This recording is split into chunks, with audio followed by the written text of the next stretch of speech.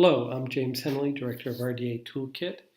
And in this video, I'd just like to talk a little bit about MARC 21 and MARC mappings and how we're handling this in the new beta site of the RDA Toolkit. You probably are aware in the original toolkit here, I'll show it to you. We have these giant files, these giant tables that map MARC and RDA, and you can see here this one goes from the RDA instruction to the MARC field, associated MARC field, and we have them over here. We have RDA to MARC bibliographic, MARC to RDA bibliographic, RDA to MARC authority to RDA. So these are 4 separate tables that are all very large. They're flat HTML tables, really difficult to maintain and time-consuming to update. And so we really couldn't reproduce this same type of table on the new beta site. We needed to find a new solution. So probably the best solution is to come. I think there'll be some development work that we'd like to do down the road. So a few years from now, we may have a really sharp, glossy, amazing way of mapping RDA to not just MARC, but to any other encoding option or schema that might be out there. But in the interim, we've come up with a solution that we think is pretty practical and useful, and I want to show it to you now. So here we're looking at the content type file or page, and if I go into element reference and open that up, and scroll down at the bottom of the element reference box, you'll see mappings. First, you'll see Dublin core terms. That's something we've just begun to add here. So you'll just see a few of these terms active in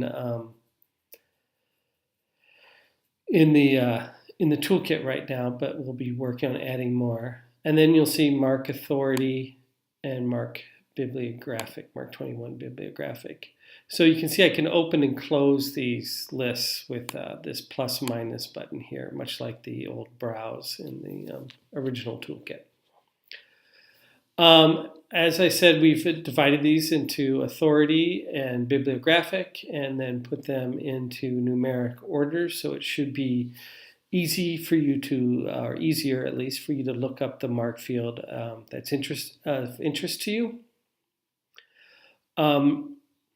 And the mappings that you see here are really just a start. Since the initial rollout of the beta in June, we've added thousands of more additional mappings to MARC, but we'll be adding more and more. We've been collaborating with some MARC experts on this, and we hope to really fully flush out this mapping in the coming months.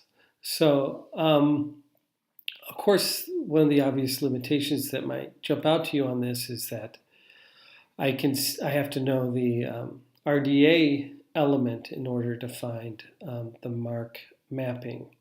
However, we do have a bit of a solution here.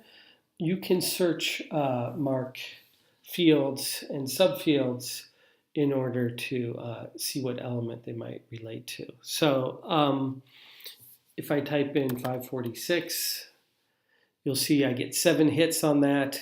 And I can even narrow that further by going 546 subfield A.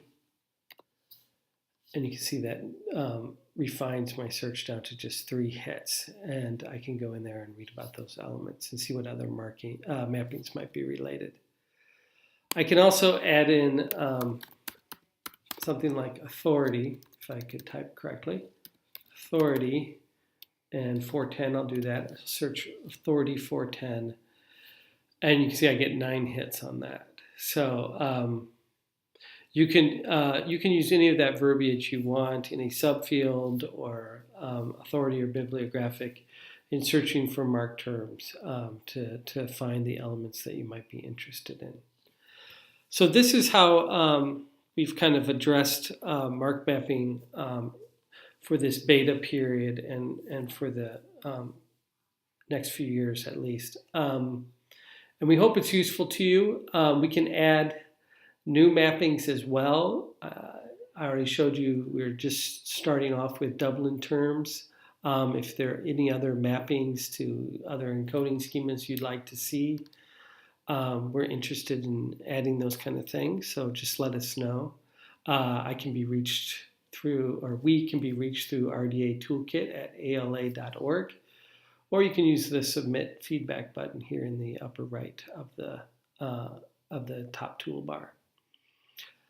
All right, thank you for listening. I hope this was helpful.